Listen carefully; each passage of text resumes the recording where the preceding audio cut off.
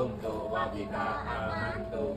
Alhamdulillah udah buka puasa aja nggak kerasa hari ini karena cuaca di sini juga sedikit mendung dan gerimis. Jadi kayak cepet aja hari ini nggak kerasa gitu. Tahu-tahu udah sore aja waktunya masak. Buka puasa hari ini nggak jauh-jauh dari tempe karena masih ada sisa semalam. Jadi di sini mau aku bikin tempe orek aja. Orang rumah ditanyain terserah mulu jawabnya. Jadi kan bingung ya mau masak apa. Coba guys sekali-kali kasih ide gitu mau bikin menu apa. Kalau kayak gini jadi ya udah terserah pikiranku aja hari ini mau masak apa. Dan ya hari ini mau bikin orek tempe. Tempenya udah digoreng, lanjut mau tumis bumbu untuk sambelnya. Bumbunya biasa aja pakai bawang merah, bawang putih, rawit sama tomat. Kalau udah tambahin deh sedikit kecap. Dan orek tempenya udah mateng. Karena masih ada sisa tulang semalam, jadinya mau aku masak kecapin aja tulangnya. Tara, semua menu udah jadi hari ini, waktunya berbuka puasa.